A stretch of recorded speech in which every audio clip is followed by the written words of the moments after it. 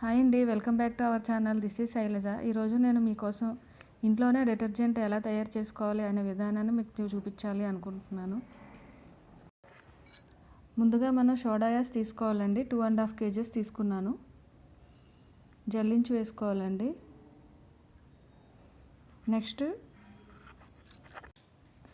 మనం acid salary తీసుకోవాలండి.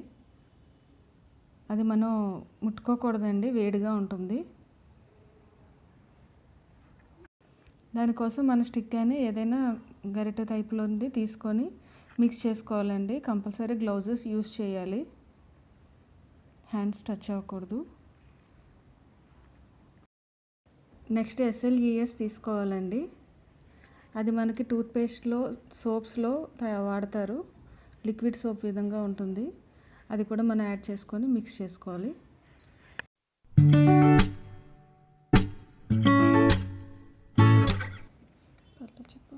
Next వచ్చి టినోపాల్ అండి. ఇది వైట్నింగ్ ఏజెంట్, బట్టలకి బ్రైట్నెస్ ఇస్తుంది. నెక్స్ట్ వచ్చి TSP అండి, స్టెయిన్ రిమూవర్ క్లీనింగ్ ఏజెంట్. ఇది కూడా మంచిగా మిక్స్ చేసుకోవాలి. నెక్స్ట్ వచ్చి STPP అండి. ఇది డిటర్జెంట్స్లో, సోప్స్లో వాడతారు తయారు చేయడానికి. ఇది కూడా మనం మిక్స్ చేసుకోవాలి.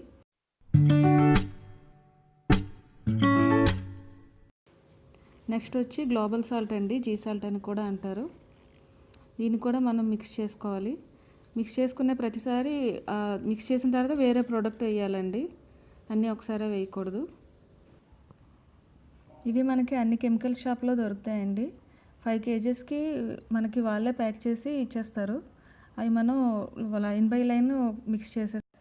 నెక్స్ట్ వచ్చి CMC అండి, థిక్నింగ్ అండ్ ఎమల్సిఫైయింగ్ ఏజెంట్. ఇది కూడా మనం మళ్ళీ బాగా మిక్స్ చేసుకోవాల్సి ఉంటుంది. ఇప్పుడు సర్ఫ్ అండి, నేను సర్ఫ్ ఎక్సెల్దే తీసుకున్నాను పెర్ఫ్యూము. మనకి సేమ్ ఆ ఫ్లేవర్ వస్తుంది, అందుకే నేను అది తీసుకున్నాను. ఇవి కూడా మనం కొంచెం బాగా మిక్స్ చేసుకోవాలి.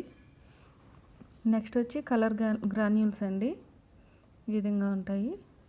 ఇది మనకి కలర్ మంచిగా కనిపిస్తాయని ఉంటుంది. అవి కూడా మనం బాగా మిక్స్ చేసుకోవాలి. మీకు వీడియో కోసం చూపిస్తున్నానండి, ఒకసారి ఆ విధంగా చూడండి.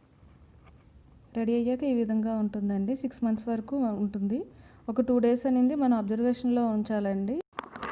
మధ్యలో కలుపుతూ ఉండాలండి, అప్పుడే మనకి ఎక్కువ రోజులు పాడవకుండా ఉంటుంది.